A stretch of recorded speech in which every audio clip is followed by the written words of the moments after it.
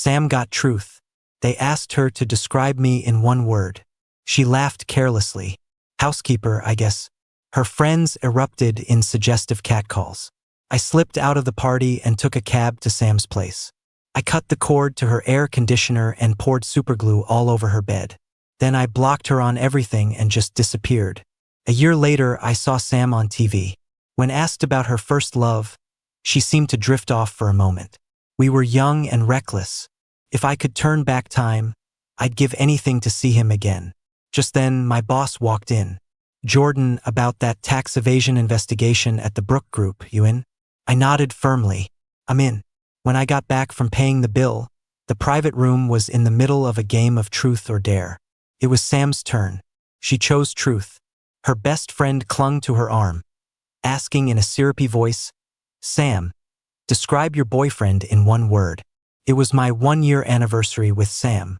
It was also the first time she was going to acknowledge me as her boyfriend in front of everyone.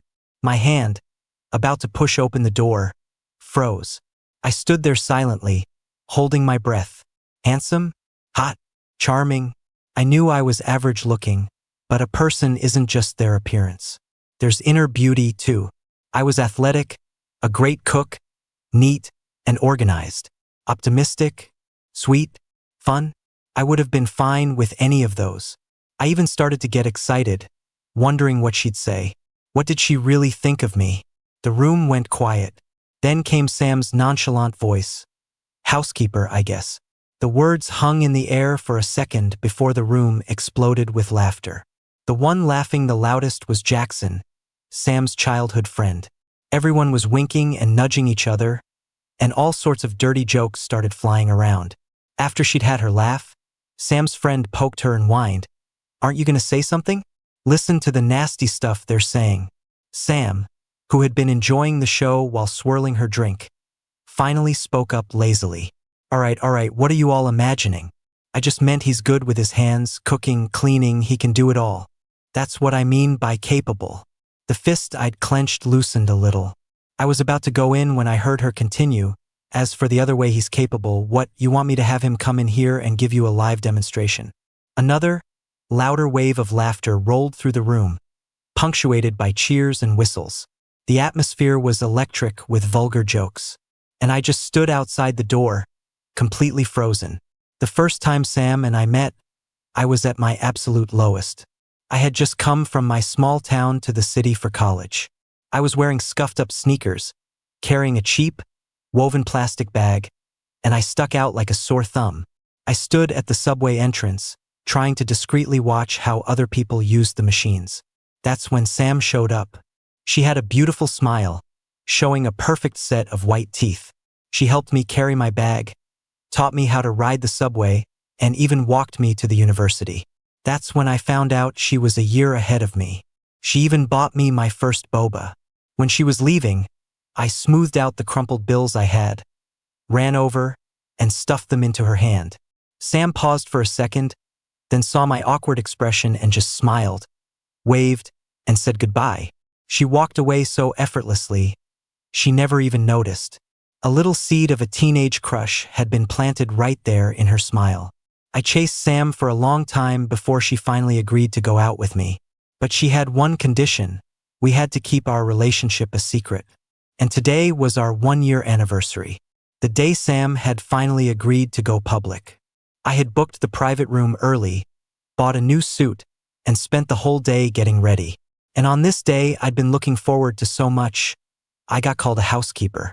The waiter bringing drinks to the room saw me in the corner and jumped. He looked at my pale face and asked if I needed help. I shook my head and went to the front desk. Excuse me, can I get a refund for the bill I just paid? I glanced back at the room and added, and I'd like to add 10 bottles of your best Macallan to their tab. To go. Carrying the scotch was, honestly, a little heavy. I found a random liquor store down the street and sold the bottles on the spot. With the cash in my pocket, I hailed a cab and went straight to Sam's apartment. The moment I walked in, I felt a wave of dizziness as all the memories flooded back. Sam and I were from 2 different worlds. Just 2 months after I started pursuing her, I heard the rumors. People made fun of my looks and my clothes, saying I was a frog trying to kiss a princess. I overheard her friend joking with her. See? You help one little country bumpkin and now he's stuck to you. What bad luck. I looked down at my own outdated clothes and decided right then that I had to change. With my roommate's help, I started learning about skincare and how to dress well. My family wasn't actually poor, we owned dozens of cows and sheep. But growing up with my grandma in a tiny town, I'd never seen a big city. I could understand why Sam's friends looked down on me. But at the time, Sam didn't say anything, so I assumed she didn't agree with them. Took me a long time to understand. Her friend's attitude toward me was a reflection of her own. If someone truly respects and values you, the people around them won't dare to make you the butt of their jokes. By my sophomore year, I changed a lot. The same girls who used to laugh at me would now blush when they saw me. On the first day of the semester, Sam stared at me for a long time, stunned. When I asked her out again, she said yes. That night, I went back to my dorm, too excited to sleep. My roommates were happy for me, but not because I had a girlfriend. They were happy because I had finally found my confidence. Leo, one of them said, I hope you know you're the prize here. You deserve someone who loves you for you. At that moment, I felt like the luckiest guy in the world. School was going well, I had great roommates, and I'd made a lot of friends. And the girl I'd had a crush on for so long was finally mine. That night, I called my grandma, and she asked if I had a girlfriend. I rolled around in bed, blushing as I nodded. Yeah. I'll bring her home to meet you this summer. Sam bought a condo near campus. After we started dating, she often asked me to come over. Every day after class, I'd go there to cook for her, do her laundry, and clean the apartment. I even had to wash her 2 cars, which always left my back aching. One night, it started pouring rain after I'd finished making dinner. I didn't have an umbrella, so I asked if I could stay the night. Sam's place was a 3-bedroom. I figured I could just sleep in a guest room. But Sam said no. She looked me up and down, her voice soft but sharp. Leo, don't tell me you're planning to sneak into my bed tonight. A little self-respect, please. That night, I walked back to campus in the downpour. The next day, I had a high fever. I never asked to stay over again. Thinking about it now, Sam was kind of right. What kind of boyfriend ends up like me? I was just a housekeeper. No, that's not right. A housekeeper gets paid and has their own room. I was less than a housekeeper. I was free labor, the kind that practically begged for the job. I took down the framed photo of us from the living room wall. I tore off my half and kept it, then ripped her half into tiny pieces and flushed them down the toilet. It's funny, really. I was the one who insisted on hanging that picture. But every time Sam's friends came over, I had to take it down and hide it away. Like a rat, hiding in the shadows, afraid of the light. I took out a pair of scissors and cut the cords for the air conditioner, the TV, and the internet. Then, I went to the kitchen, grabbed a bottle of chili oil, and poured it all over the dishes in the cabinet. I found some spoiled milk and old fruit in the fridge and tossed them under the sofa. I also found all the underwear in her dresser and cut a hole in every single pair. I used her toothbrush to scrub the toilet, then put it right back where I found it. I thought for a moment, then went downstairs and bought a tube of colorless superglue. I hummed a happy tune as I spread it all over her bedsheets. By the time I had thoroughly trashed the entire apartment, an hour had passed. I nodded, satisfied. Before I left, I grabbed all of her car keys and took them with me. Just as I was walking out of the complex, I got a call from Sam. She sounded annoyed. Where did you go? Everyone's waiting for you, you know. Having let off some steam, I was actually in the mood to joke with her. Yes, maybe I'm at your place? There was a pause. Then her voice turned icy. That's not funny, Leo. I didn't say anything. It seemed like she finally realized something was wrong, because for the first time ever, she softened her tone. Are you still mad about Caden? I told you we were just playing a game. Caden, her male bestie. Caden. She said his name so sweetly. No, it's fine. If you guys like playing games so much, you should play some more. Caden had lost a round of truth or dare and had to sit on someone's lap. He looked at Sam, and she knew exactly what he wanted, pulling him right into her arms. Everyone was laughing. My face was the only one that was dark. I left the room to pay the bill, planning to make an excuse and leave. But that's when I overheard Sam's careless housekeeper comment from the doorway. She told me to have self-respect, yet she turned me into a laughingstock in front of her friends. She let them make dirty jokes about me, let them speculate about us. I'd never been in a relationship before, but I knew this wasn't love. I couldn't believe she would ever do something like that to her precious Caden. Leo, are you serious? Sam's voice was tinged with anger now, accusing me of being unreasonable. You wanted to go public, so I did. I made the post on my feed. What more do you want? The social media post. That made me want to laugh. After we started dating, Sam refused to make it public. She said she didn't want us to become gossip for other people. But on Valentine's Day, Sam posted a solo picture with the caption, "Happy to be single." My roommates saw it and were furious. They all wanted to go give her a piece of their mind. I calmed them down while texting Sam to ask what was going on. Her reply was simple. I told you going public is a hassle. If you keep making a scene, we're done. So I backed down. I was so naive back then, thinking that as long as two people loved each other, nothing else mattered. Posting on social media, going public, it was all superficial. Our relationship was between us. Who cared if anyone else knew? Then Sam started posting pictures of her and Caden hanging out. They were wearing matching outfits, taking all sorts of intimate vacation photos. Everyone thought they were a couple, and Sam never once denied it. I finally couldn't take it anymore, and we had our first real fight. Sam just kept playing her game, indifferent to my rage. Keep it up and we're breaking up, she said coolly. That time, I was silent for a long moment before I said, fine, let's break up. After we broke up, my eyes were red and puffy, but I forced myself to go to class. I stopped bringing Sam food and gifts. Whenever I saw her, I treated her like a stranger. 2 weeks later, I was volunteering at a school basketball tournament. Sam's team won first place. I silently handed them their water bottles and was about to turn away, but Sam called out to me. She walked around in front of me, looked up, and smiled. What, still mad? You know, I only joined this tournament because I heard you were volunteering. Sam showed me her phone. All the posts about Caden on her feed were gone. She gave me a key and said I could come and go from her place whenever I wanted. That day, Sam stayed and helped me clean up the basketball court. She wouldn't let me lift a finger, running back and forth to put all the equipment away herself. I watched her, her head covered in sweat, and it was like that first day all over again, when she helped me with my cheap plastic bag. Coming from a small town to the big city, I'd endured countless strange looks. Only Sam hadn't looked down on me for my ignorance or sneered at my dirty luggage. So my heart softened, and I agreed to get back together with her. The next time I went to her apartment, the first thing I saw was a floor covered in takeout containers and trash. Thinking about it now, it wasn't that Sam had realized she was in love with me. It was that she suddenly realized she'd have to pay for a housekeeper. So she came back for me, broke a little sweat, and I melted.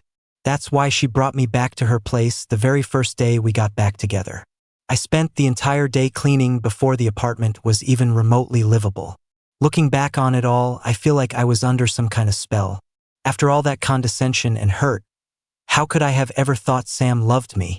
I cursed myself for being an idiot, but that didn't feel right. So, I got on the phone and, without pausing, called Sam a fucking bitch 10 times. Then I blocked her number and all her social media. I stood outside her apartment complex for a long time, so long that passersby started giving me strange looks. My best friend, Miles, called me, excitedly asking me to video chat so he could show me his new sneakers. I told him I was out and it wasn't a good time, that I'd call him back later. Miles's excited voice trailed off. After a moment, he asked cautiously, "Leo, what's wrong? You sound down." From the moment I left that private room to the moment I trashed Sam's apartment, I'd been completely calm. I could even joke around and curse her out. But hearing Miles's simple question, I felt a lump form in my throat. I wiped my face with my hand and felt the cold sting of tears. "It's nothing. I just had a revelation," I said, trying to sound casual as I stared up at the sky. "Hooray for being single. Hooray for freedom. Sam, when the hurt you caused me finally overshadowed the crush I had on you, that's when I stopped loving you. I started loving myself more. A year later, I passed the civil service exam and landed a great government job. I never went to any of the post-graduation reunions, but Miles would occasionally bring things up in conversation. Hey Leo, you remember Jackson? Sam's childhood friend. Miles paused, realizing what he'd said, and glanced at my face. When he saw that I didn't seem to care, he relaxed and continued with the gossip. His family arranged a marriage for him right after graduation. But get this, he got busted at a massage parlor a few days ago. And it was during a police raid. You know what one of the cops said? The cop said, "How come every time we raid this place, you're here?" Miles was laughing so hard he could barely stand, and I had to hold him up. Jackson was the wildest of Sam's friends. He was also the one who made the crudest jokes at my expense. I should have known then. If Sam was close with a guy like Jackson, what kind of innocent person could she be? She probably didn't want to go public with me because she was afraid I'd cramp her style. I needed to find a file, so I booted up my old phone. Strangely enough, the number, which I hadn't used in a year, still had service. I opened my text messages and saw nearly 1,000 unread messages. Most of them were from an unknown number. I scrolled through them and knew right away. They were from Sam. At first, they were cold and mocking, saying things like if I ever came crawling back, she wouldn't give me the time of day. A month later, her tone softened. She said if I came back, she'd forgive me. 2 months later, she sounded anxious, constantly asking if something had happened to me. The most recent message was from 3 days ago. It was just 4 words. I regret it. I read a few and then stopped. After finding the file I needed, I shut down the phone and tossed it in a corner. I could never figure Sam out, and I no longer wanted to. The next day at work, I accidentally clicked on a news headline. An interview popped up on my screen. I froze. The person on the screen was Sam. She was wearing a tailored women's suit, her long hair pulled back. She looked like a high-powered executive. Well, I always said we were from 2 different worlds. I came from a small town. She was born the heiress to the Brooke fortune. The interview seemed to be winding down, and the atmosphere was more relaxed. An audience member asked Sam what her impression of her first love was. Sam, who had been in complete control, seemed to lose her focus for a moment. She looked at the camera and said, "If I had to say, it would be regret. We were young and reckless. If I could turn back time, I'd give anything to see him again." I closed the video without watching the rest. Just then, my boss walked in and asked Jordan about that tax evasion investigation at the Brooke Group we talked about last week. You in? I nodded firmly. I'm in. It wasn't until I arrived on site that I realized. The Brooke in Brooke Group was Sam's Brooke. As I stood there by the entrance, lost in thought, someone shoved me. "Everybody move, the big boss is here." I looked up to see the crowd parting. A black car pulled up to the curb, and 2 bodyguards got out first. Then, a pair of legs emerged, belonging to Sam in her business suit. The weather was hot, and she looked impatient, striding quickly toward the building. I was staring at her and didn't notice a man bump into me. "Hey, my coffee!" the man yelled, grabbing my arm to stop me from leaving. "You're paying for my coffee." I frowned. The guy had clearly walked right into me, but he was trying to pin the blame on me. A cup of coffee isn't much, but I wasn't going to let him get away with it. As we were arguing, a trembling voice cut in. "Leo? Is that you, Leo Jordan?" I turned and came face to face with Sam's stunned expression. When she saw me looking at her, she tried to smile, but her lips wouldn't cooperate. After a few failed attempts, Sam's mouth settled into a thin line. She took off her watch, shoved it at the man, told him to get lost, and then started walking toward me, 1 step at a time. We finally stood face to face. Sam's breathing hitched. "Long time no see." I looked her up and down. A year apart, and she seemed more mature. The sharp edges in her eyes softened. She seemed calmer, too. I honestly thought that if she ever saw me again, she'd call the cops and have me arrested. The air was thick with silence. Sam's voice was hoarse. Where did you go? I texted you. Why didn't you answer me?" I didn't say anything. Just then, my colleague arrived, walking quickly over to me. Sensing the weird vibe between us, he scratched his head. You two know each other? Sam seemed to snap back to reality and gave my colleague a distant nod. He shook her hand. Hello, Ms. Brooke. We're here specifically to see you today. Sam's eyes lit up, and she whipped her head toward me, a hopeful look on her face. You're here for me? I knew you. As Sam reached for me again, I took a slight step back. Yes, I'm here specifically to see you. I pulled out my badge and gave Sam a small smile. Ms. Brooke, we've received a report alleging tax evasion at the Brooke Group. We need you to cooperate with our investigation. In the office, Sam's face was grim. Her eyes were locked on me, practically shooting flames. I paid her no mind, flipping through the documents her secretary brought in. Just then, the door was pushed open, and a loud voice boomed. Sam, I need to borrow some cash. My wife's got me on a tight leash. Jackson walked in and froze when he saw us. Then his eyes focused on my face, and a look of recognition, followed by contempt, spread across it. TSK, if it isn't Sam's ex-boyfriend. He paused, then amended, wait, is it ex-boyfriend? What, you regret leaving and came crawling back? He grinned, his eyes raking over my face and my clothes without any shame. Jackson, watch your mouth. Sam's warning was cold. Jackson shot her a look and pouted, but didn't say anything else. Thinking back, in the 4 years I'd known Sam, this was the first time she had ever defended me when her friends were making fun of me. A shame, really. I didn't get it when I needed it, and I certainly didn't need it now. I put down the file and gave Jackson the same dismissive, head-to-toe once-over, then scoffed. Long time no see. You haven't changed a bit. Jackson was about to reply, but I kept going. I thought they'd keep you locked up a few more days after that raid. Guess you got out early. Jackson's face was already turning dark. I feigned a sudden realization, pointing at Sam. No wonder you have to borrow money. Can't even afford to pay your fines. My gaze shifted back to Jackson, my voice flat. Oh, looks like things haven't been going so well for you these last few years. Jackson was furious. Sam had to hold him back to keep him from lunging at me.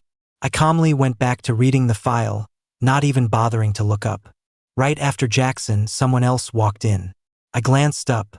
Great, another familiar face. Sam's bestie, Caden. He was impeccably dressed, his chin held high. But the moment he saw Sam, his expression melted into one of fawning adoration. Jackson's face lit up. Caden, you're finally here. It was as if he'd just found a weapon to use against me. He shot me a provocative look. Leo, I have never seen anyone as shameless as you. It's been forever since you broke up. Are you still trying to cling to Sam? Caden put on a look of magnanimous understanding. Bro, I know you can't let go of the past, but you're making things really difficult for Sam. We're about to get engaged. You don't want to be the other man, do you? So, just as I'd thought, Sam got with Caden right after we broke up. I wasn't surprised at all. The two of them worked in tandem, painting me as the pathetic ex who was desperately trying to get back with her. Sam stood by and said nothing, only speaking up to stop Caden when his insults became too vile. That's enough, Caden. She looked at me then. Leo, I can let the past go, but you have to tell me why you left back then. It was the first time I'd ever heard Sam call me Leo. Couldn't help but frown. Jackson was the first to object, yelling, why should you let it go? Do you remember what he did to your apartment? You were covered in glue. You were in the hospital for 2 weeks. How can you just let that slide? Caden chimed in, exactly. I had no idea you were so vicious. You have to pay for what you did. I turned to Sam and asked, you want to settle the score? Sam seemed to have regained the confidence she always had around me, tilting her chin up slightly. It's not about that. I don't care about the money, but you can apologize to me. I nodded in understanding. Fine then, let's start calculating. Sam stared at me. Calculate what? I just said I'd let it go. I opened the calculator app on my phone. My bill. Based on current market rates, a private chef costs about $8,000 a month. Housekeeping, let's say $6,000. Car detailing is $100 per wash, 2 cars, twice a week. That's about $1,600 a month. Throw in another $2,000 for benefits, and that's $17,600 a month. We were dating for 1 year, 12 months. That comes to a grand total of $211,200.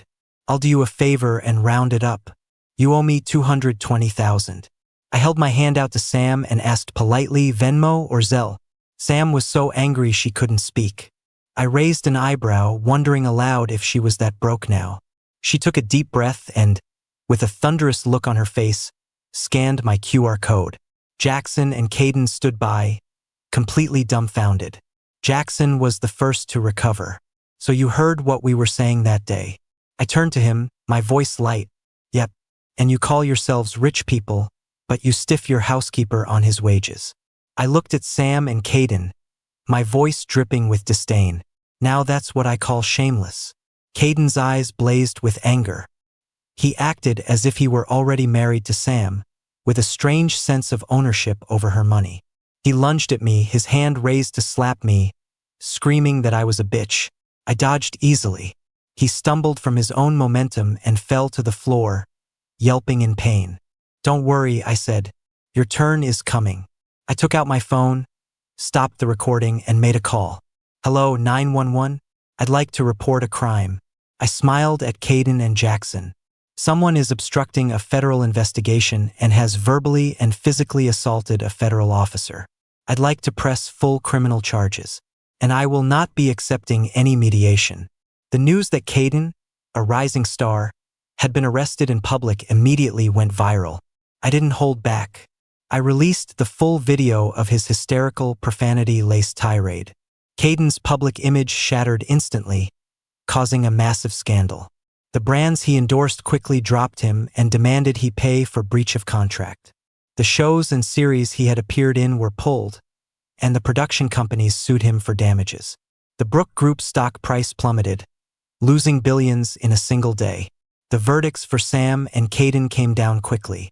Both were ordered to pay massive fines and serve prison time. Before she was taken away, Sam's only request was to see me one last time. I sat across from her, not wanting to spend a second longer with her than I had to. What do you want to say? Make it quick. Sam looked down, and for a long time she said nothing. Her first words were an apology. I know I did a lot of wrong things back then. No amount of sorries can fix it, but I still want to apologize. Sam looked at me, her eyes red. I really did like you. I just didn't understand it then. You chased me for so long. I really thought you would never leave me, no matter what I did. That's why I was so reckless. After you left, I was in so much pain. I asked so many people, but no one knew where you were. I had to drink myself to sleep every night. And I wasn't getting engaged to Caden. He was lying to you. I didn't correct him because I wanted to see if you would get jealous. The look in Sam's eyes was one of pure agony. She stared at me, her voice trembling. Can we start over? When I get out, you can get back at me however you want. Just don't ignore me. I glanced at my watch. I had another half hour before my appointment. Plenty of time. Might as well set the record straight. I looked into Sam's hopeful eyes and asked softly, Do you know why I liked you? Sam hesitated, then said uncertainly, My looks? My family? I shook my head. Because on the first day of school, you were the first person to help me with my luggage and show me how to ride the subway. Sam's eyes widened in disbelief. Just for that? I nodded. Someone like her, who grew up in a bustling city, took everything for granted. The environment she grew up in, the constant praise, had shaped her into a confident, flashy person. She could never understand the helplessness of a boy from a small town seeing a subway for the first time. She would never know how many people had looked at me and my cheap bag with disgust, as if I were dirty and in their way. I didn't belong in that city, and Sam was the first person to offer me a helping hand. I stared at Sam's stunned face, my voice quiet.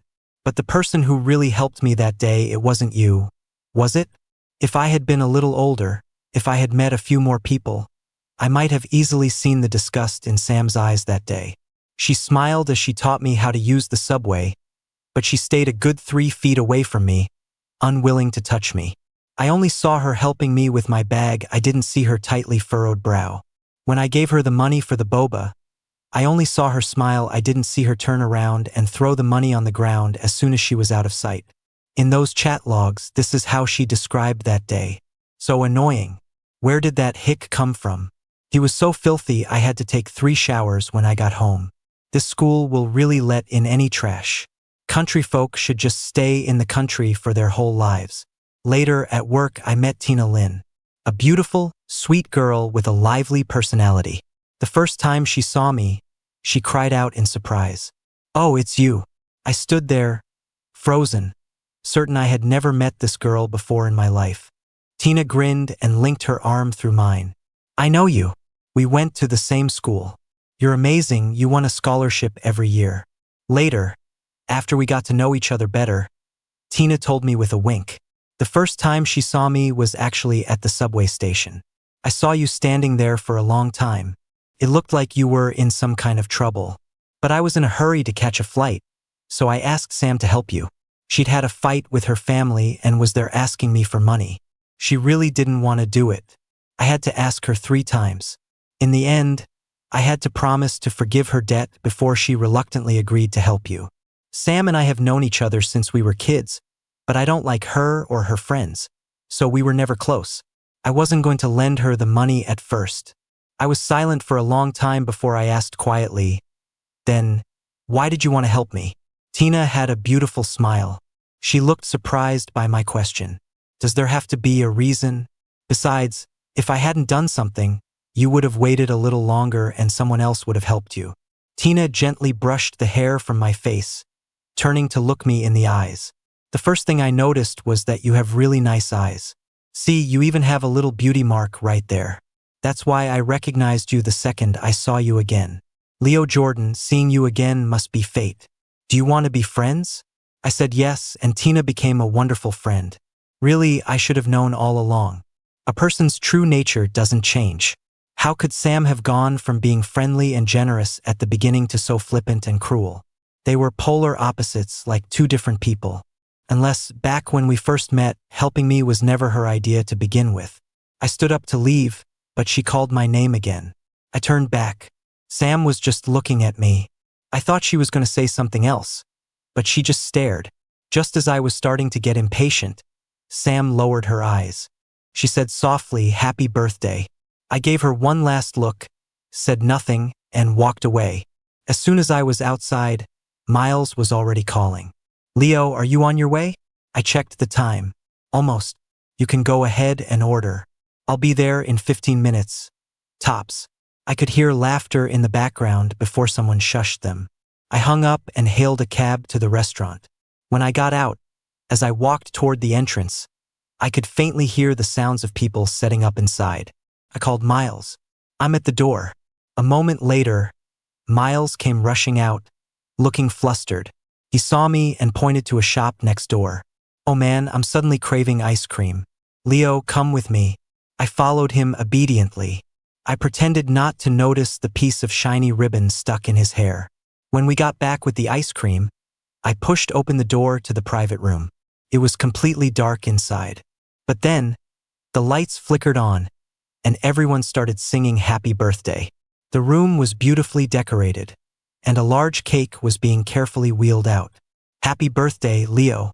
Another year older, woohoo. Quick, blow out the candles. Make a wish. Make 10 wishes." My friends surrounded me, put a birthday hat on my head, and sat me down in the center.